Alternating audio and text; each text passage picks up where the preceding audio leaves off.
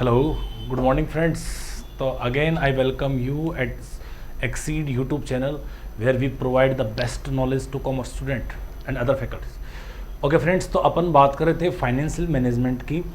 जो फ्रेंड्स मेरे साथ अभी जुड़े हैं वो उनको पता हो कि अपन लास्ट में 2 वीडियोस कर चुके हैं जिनमें अपने फाइनेंस मैनेजमेंट में कैश फ्लो स्टेटमेंट अपन ने स्टार्ट कर रखा है।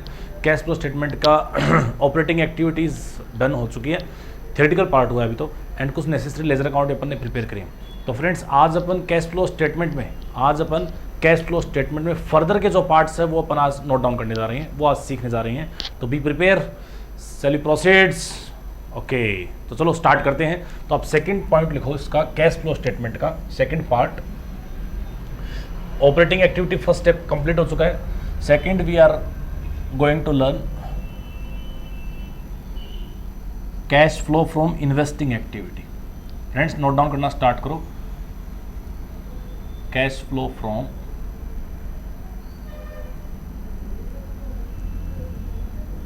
Investing activity. Cash flow from investing activity. Friends मैंने आपको बताया था इन्वेस्टिंग एक्टिविटीज से मतलब क्या है। Investing activity means we are expense for a benefit of long term period. हम अपन लॉन्ग टर्म पीरियड के लिए बेनिफिट के लिए जो एक्सपेंस करने जा रहे हैं या जो रेवेन्यू जनरेट होगा उन सब का इनफ्लो और आउटफ्लो क्या बताएगा आपका इन्वेस्टिंग एक्टिविटी। इनफ्लो और आउटफ्लो क्या बताएगा आपका इन्वेस्टिंग एक्टिविटी। तो इसमें फिक्स्ड एसेट्स और इन्वेस्टमेंट दोनों को कंसिडर किया गया है। फिक्स्ड एसेट्स और इन्वेस्टमेंट दोनों को कंसिडर किया गया। आगे आने वाली दोनों एक्टिविटी, चाहे वो इन्वेस्टिंग एक्टिविटी हो चाहे वो फाइनेंसिंग एक्टिविटी हो, दोनों में अपने को ये ध्यान रखना है कि कैश का इनफ्लो हो रहा है या कैश का आउटफ्लो हो रहा है। बस सिर्फ यही ध्यान रखना है कि कैश का इनफ्लो ऐड और आउटफ्लो लेस, सिर्फ दोनों में यही ध्यान रखना है। तो बताइए इन्वेस्टिंग एक्टिविटी में किन किन को कंसिडर किया जाएगा, फिक्स्ड एसेट्स एंड इन्वेस्टमेंट को। तो मेरे साथ बोलेंगे फिक्स्ड एसेट्स जो तुमने सेल किया है, सेल ऑफ फिक्स्ड एसेट्स, बताओ कैश का इनफ्लो है या आउटफ्लो। जी हाँ, inflow. Next sale of investment, बताएं क्या इनफ्लो है या आउटफ्लो। जी हाँ, इनफ्लो। रिवर्स किया जाए, purchase of fixed assets, inflow या आउटफ्लो। जी हाँ, outflow. And then intangible assets का purchase, goodwill purchase, goodwill write off, click हुआ goodwill write off operating activity, and then goodwill is purchase, intangible assets purchase, cash का outflow मतलब less. Okay, investment purchase, cash का outflow और less. तो आप लिखें, note down, start note down. First add sale of investment, cash का inflow add. After then add sale of fixed assets, sale of fixed assets. And इनके साथ जो revenue generate होता है, इन्वेस्टमेंट के साथ रेवेन्यू जनरेट, फ्रेंड्स क्या होता है, इन्वेस्टमेंट के साथ रेवेन्यू जनरेट होता है डिविडेंड रिसीव। तो dividend received add, dividend received add. If you received interest, if you received interest, if you received interest तो then it will be add. अब इनके ठीक जो रिवर्स है उन सबको लेस कर दो। तो बताओ रिवर्स क्या होगा, purchase of investment,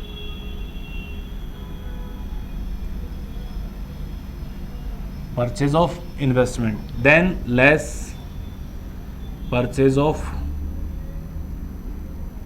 fixed assets, purchase of fixed assets.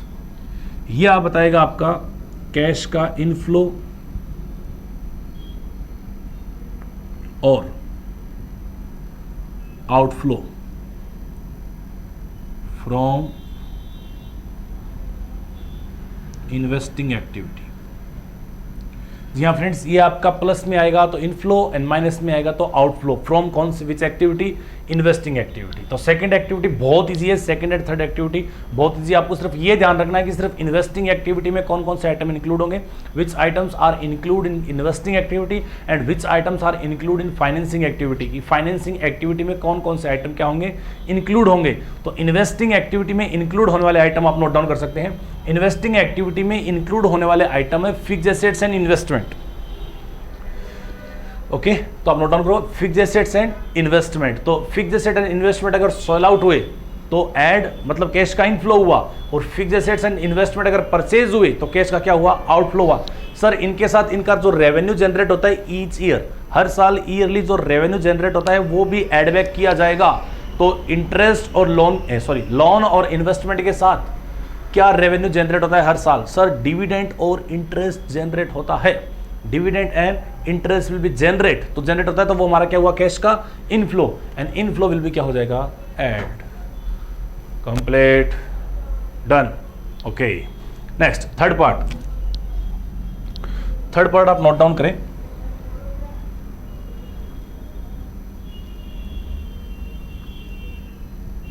Cash flow from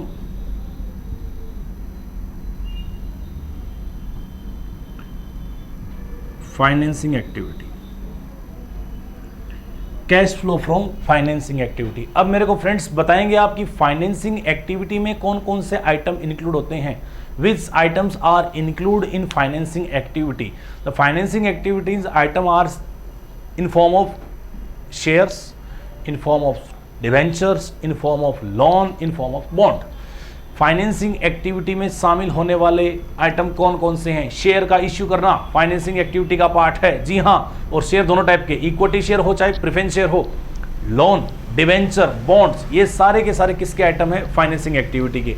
अब सर ये ऐड होंगे या लेस होंगे? जाहिर सी बात, अगर इश्यू हुआ तो कैश का बताओ क्या होगा, inflow, and inflow will be add. Share issue करना ऐड, डिवेंचर इश्यू करना ऐड, बैंक से लोन लेना ऐड, बॉन्ड इश्यू करना ऐड, बैंक ओवरड्राफ्ट भी फ्रेंड्स याद रखना इसी में इंक्लूड किया जाएगा, जी हाँ, bank overdraft, bank OD will be include in financing activity. अब बैंक ओडी की अगर लिमिट इंक्रीज हो रही है तो ये फाइनेंसिंग एक्टिविटी में ऐड होगा, और अगर डिक्रीज हो रही है मतलब आपने पेमेंट किया तो फाइनेंसिंग एक्टिविटी में लेस होगा। इनके साथ साथ ऐसे याद कर लो आप, फाइनेंसिंग एक्टिविटी में कौन आएंगे, फाइनेंसिंग एक्टिविटी में आएंगे शेयर एंड डिवेंचर और इनके बेटा बेटी। ओके, बेटा बेटी से मतलब है इनसे ईयरली जनरेट होने वाला रेवेन्यू। तो शेयर्स पे बताओ, शेयर का बेटा कौन होगा, डिविडेंड होगा, डिवेंचर का बेटा कौन होगा, इंटरेस्ट होगा, क्या होगा, इंटरेस्ट होगा। तो अपन दो चीजें इंक्लूड करेंगे, शेयर्स एंड डिवेंचर और इनके बेटा बेटी। तो लिखें आप, add issue of share. Sir issue of share with premium हो सकता है, जी हाँ फ्रेंड्स हो सकता है। तो प्रीमियम के साथ भी इश्यू किया हुआ शेयर, कैश का क्या होगा, इनफ्लो होगा। ऐड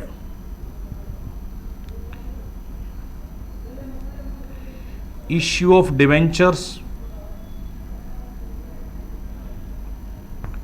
विद प्रीमियम, और सर डिवेंचर तो प्रीमियम के साथ भी हो सकता है और डिस्काउंट के साथ भी हो सकता है।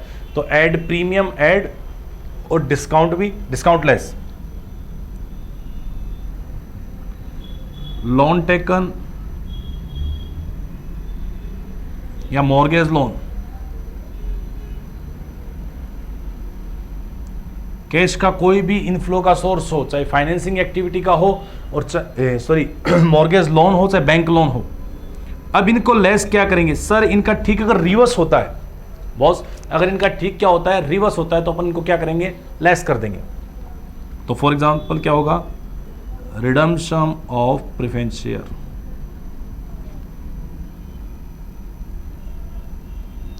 रिडम्पशन ऑफ प्रेफरेंस शेयर, इनको अपन प्रीमियम के साथ भी पे कर सकते हैं।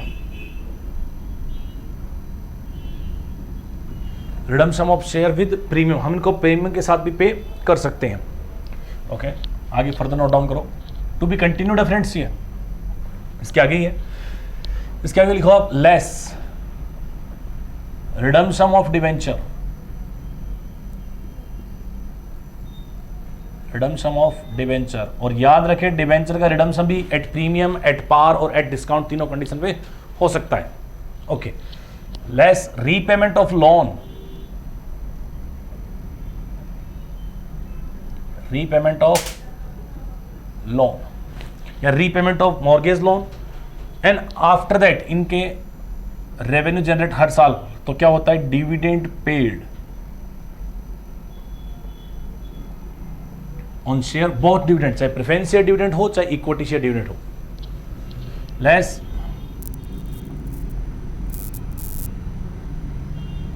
इंटरेस्ट ऑन लोन बोल दो और चाहे क्या बोल दो, डिवेंचर्स बोल दो।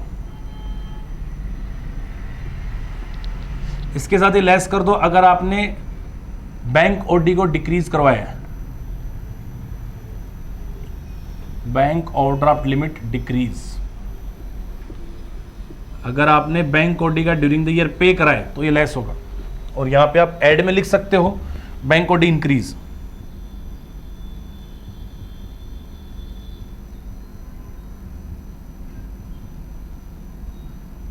Bank OD increase. अब नेट इफेक्ट लिख दो इसका, प्लस में आएगा तो वही इनफ्लो और माइनस में आएगा तो आउटफ्लो। कैश इनफ्लो और outflow from financing activity.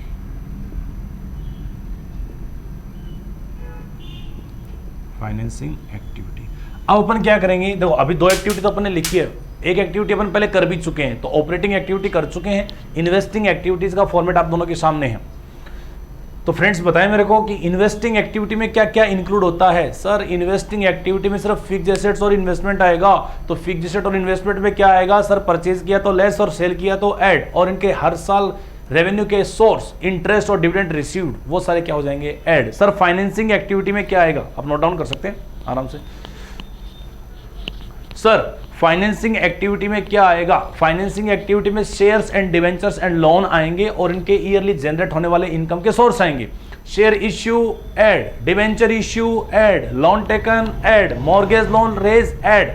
Reverse करो, redemption of share less, repayment of loan less, redemption of debenture less, और इनके ईयरली जनरेट होने वाले इनकम के source dividend paid less, interest paid less. Sir क्या यहां पर बैंक ओडी यहीं पर आएगा, जी हाँ फ्रेंड्स बैंक ओडी यहीं पर ही आएगा।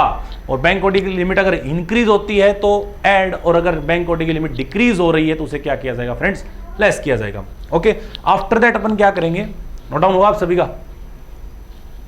After then we will add all three activities, मतलब फर्स्ट सेकेंड एंड थर्ड, तीनों activity, operating activity, investing activity and financing activity, तीनों को क्या किया जाएगा, ऐड किया जाएगा। और वो बताएगा आपका नेट इंक्रीज और डिक्रीज। वो क्या बताएगा फ्रेंड्स आपको, नेट इंक्रीज और डिक्रीज। आपका कैश फ्लो का net during the year cash flow increase हुआ या डिक्रीज हुआ। After then we will add opening cash and cash equivalent. इसके बाद अपन इसमें ऐड करेंगे opening cash and cash equivalent, मतलब ओपनिंग स्टार्टिंग के कैश और रोकड़ के जैसे जितने भी वैल्यूएबल चीजें होंगी उन सबको क्या करेंगे, ऐड करेंगे। फिर फ्रेंड्स जादू होगा। जादू क्या होगा सर, जादू ये होगा फ्रेंड्स कि जो तुमने नेट इंक्रीज और डिक्रीज का बैलेंस था उसमें तुमने ऐड करा opening balance of cash, opening balance of cash and cash equivalent. तो आंसर में क्या आएगा, आंसर में आएगा friends closing cash and cash equivalent. तो आपकी बैलेंस शीट में आपको ओपनिंग कैश बैलेंस जोड़ना पड़ेगा, और ओपनिंग कैश बैलेंस जोड़ते ही जो क्लोजिंग बैलेंस आएगा वो आपकी बैलेंस शीट में मेंशन है, मतलब 2 साल का कैश का बैलेंस दे रखा है, तो ओपनिंग जोड़ोगे तो क्लोजिंग अपने आप आएगा। तो फ्रेंड्स आप ये नोट डाउन करो, आपके कैश फ्लो का ऑपरेटिंग एक्टिविटी में पहले करवा चुका हूं, बाकी के जो वीडियोस थे स्टार्टिंग वाले, एंड इस थर्ड वीडियोस में अपन कैश फ्लो का इन्वेस्टिंग एक्टिविटी और फाइनेंसिंग एक्टिविटी कवर कर रहे हैं। तो आप नोट डाउन करो इसे। अपन ने स्टार्ट कहां से किया, अपन ने स्टार्ट किया इन्वेस्टिंग एक्टिविटी से, देन फाइनेंसिंग एक्टिविटी, फिर उसमें ऐड कर देंगे अपन opening cash and cash equivalent, then it will be total. तो टोटल में जो आंसर आएगा वो आपका क्या होगा, closing cash and cash equivalent. क्या होगा friends, closing cash and cash equivalent. हुआ है नोट डाउन आपसे? ओके, अब मैं आपको इसके कुछ पॉइंट्स बताता हूं जो आपके क्वेश्चन सोल्व करने में काम आएंगे।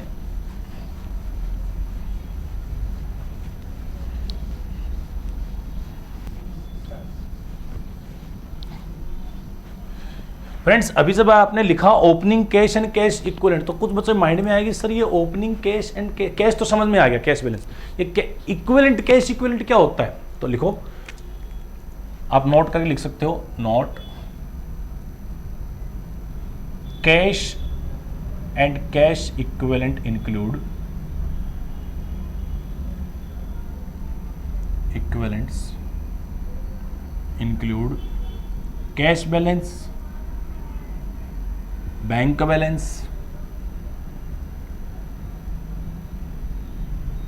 Marketable security, demand draft, commercial paper,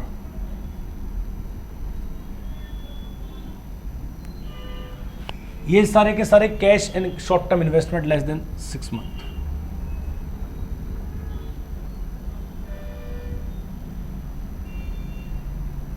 short term investment less than 6 month, या नोट डाउन करो। तो friends cash and cash equivalent में आर इंक्लूड होते हैं cash balance, bank balance, marketable securities, demand deposit, demand draft, commercial paper. ये सब अगर आपकी बैलेंस शीट में है तो आप इनको करंट एसेट्स में मत लेना।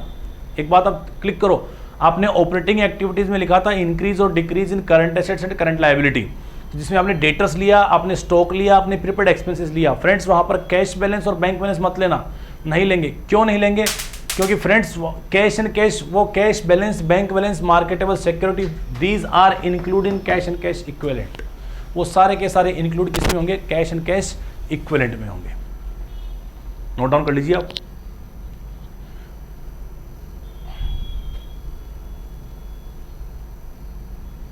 ओके अब इसके बाद एक दो में लेजर अकाउंट बाकी रह गए थे। आपने लेजर अकाउंट किस किस का बनाया? आपने पहले बनाया प्रोविजन फॉर टैक्स का, आपने बनाया फिक्स्ड एसेट का। कल अपन ने एकदम ब्रॉडली डिस्कशन किया था फिक्स्ड एसेट्स के अकाउंट पे कि फिक्स्ड एसेट्स का अकाउंट कैसे कैसे बनाया जा सकता है। अब आज इसके बाद अपन डिस्कस करेंगे। ये कंप्लीट हो गया ना आप सभी का? ओके तो इसके बाद अपन डिस्कस करेंगे इन्वेस्टमेंट अकाउंट पर।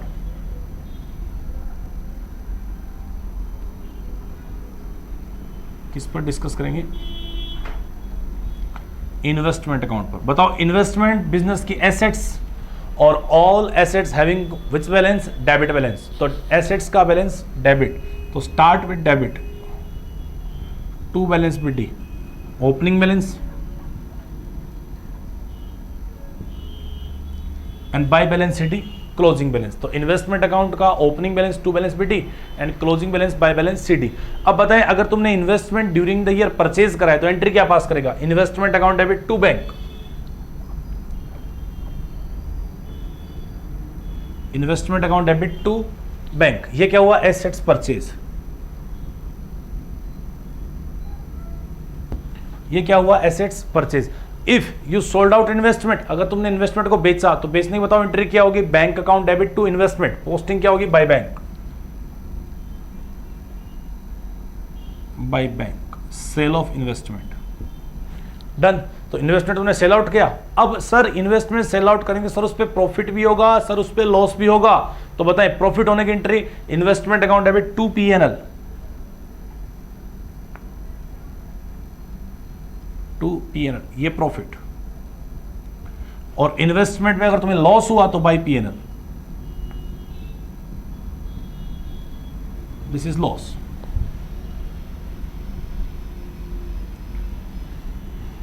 अब मेरे को फ्रेंड्स आप बताएंगे कि ये इन्वेस्टमेंट जो तुमने अकाउंट बनाया है इसके अंदर इसका कैश फ्लो पर क्या क्या इफेक्ट पड़ेगा? इन्वेस्टमेंट जो तुमने अकाउंट बनाया है इसका कैश फ्लो पर क्या क्या इफेक्ट पड़ेगा? सबसे पहले बताएं loss on sale of asset. Loss on sale of asset बताओ कहां पर क्लिक हो रहा है? जी हां आप सही सोच रहे हैं। कहां पर? ऑपरेटिंग एक्टिविटीज में। कहां पर क्लिक हो रहा है? Operating activities. Loss on sale of asset will be add back in operating activity. Sir profit on sale of asset will be less operating, O A less, O A add. Okay loss हुआ operating activity add, profit हुआ operating activity less. If you sold out investment, तुमने investment को बेचा, आई ए add, क्योंकि cash का क्या है? Inflow है। कैश का क्या है? इनफ्लो है, तो वो क्या हो जाएगा? It will be add.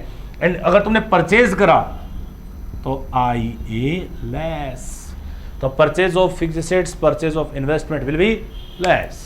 Okay done. फिर ऐसे एक प्रपोज डिविडेंड का अकाउंट और बनता है, अपन उस पर और चर्चा कर लेते हैं। ये आप नोट डाउन कर लो, investment account, and after that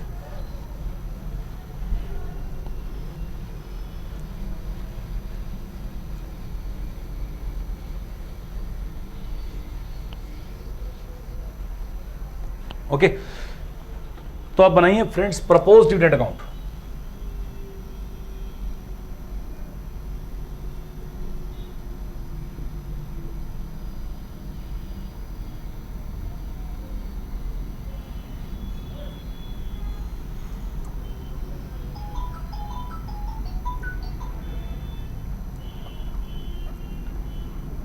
bye balance BD और to balance CD।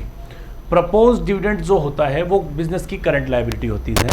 Propose dividend होता क्या है, क्योंकि डिविडेंड जो तुम्हें शेयर कैपिटल पे देना है ये पहले साल के स्टार्टिंग में क्या होता है, लास्ट ईयर तो डिक्लेयर हुआ और नेक्स्ट ईयर क्या होता है, पे होता है। तो ये बाय बैलेंस BD इसका मतलब क्या है, ये नेक्स्ट ईयर का प्रीवियस ईयर का डिक्लेयर हुआ डिविडेंड है, तो which has to be pay in current year, कि that dividend which has been declared in last year, की ऐसा डिविडेंड जो लास्ट ईयर में क्या हो चुका था, डिक्लेयर हो चुका था, एंड हैव टू बी पे, और इस साल पे किया जाना है, वो बैलेंस BD है। सर ये टू बैलेंस CD क्या है, what is to balance CD? तो means of to balance CD that कि that's dividend which has been declared in current year and have to be pay in next year, कि ऐसा dividend जो current year में declare हो चुका है and next year में क्या करा जाएगा, पे करा जाएगा, वो डिविडेंड कौन सा होगा, क्लोजिंग। ओके अब क्वेश्चन में ड्यूरिंग द ईयर तुमने कितना प्रोविजन किया, बाय P&L, ये होता है provision for current year. During the year तुमने कितना प्रोविजन किया, it is called provision for current year. तुमने पे कितना किया, to bank,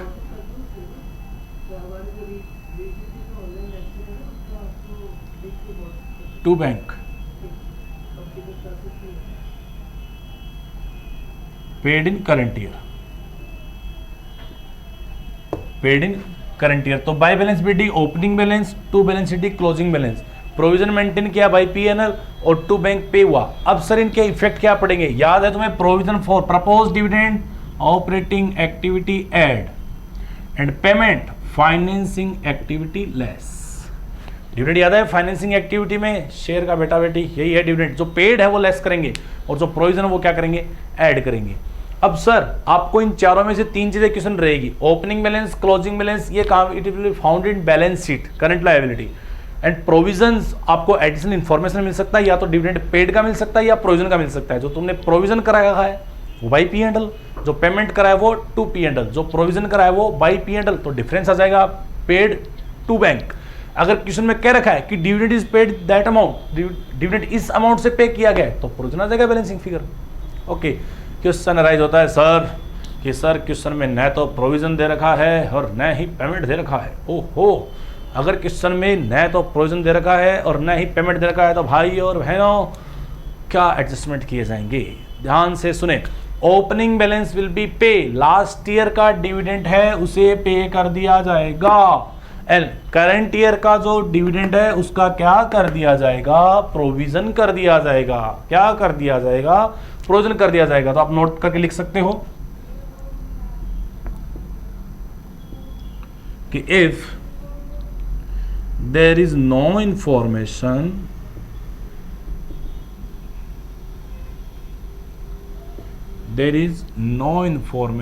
about payment and provision, कि there is no information about payment and provision, अगर किसी में कोई इंफॉर्मेशन नहीं है पेमेंट की और प्रोविजन की, then opening balance will paid and closing balance will provision. मतलब ओपनिंग बैलेंस तो फाइनेंसिंग एक्टिविटी में लेस और क्लोजिंग बैलेंस ऑपरेटिंग एक्टिविटी में ऐड।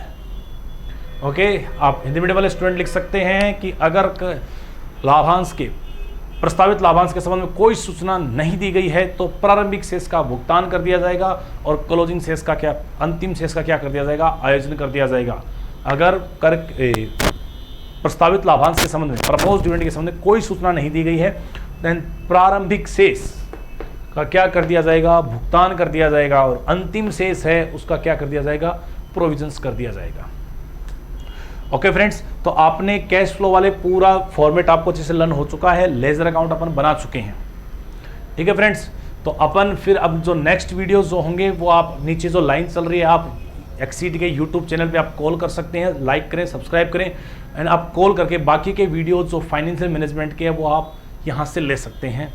तो ओके फ्रेंड्स, अपन मिलते हैं फिर जल्दी नेक्स्ट वीडियोस में, जहाँ पर आपको एफएम के और भी इंटरेस्टिंग टॉपिक, कैश फ्लो के बाकी के MCQs, questions, long term question, short type के क्वेश्चन, ये सारे आपको मिलेंगे। लेकिन इसके लिए आपको ज़रूरी है लाइक करना, सब्सक्राइब करना, एंड हमारी कोचिंग के यूट्यूब चैनल वालों से संपर्क करें नीचे वाले दिए गए नंबरों से। ओके फ्रेंड्स, मिलते हैं अपन जल्दी। Thank you, bye bye.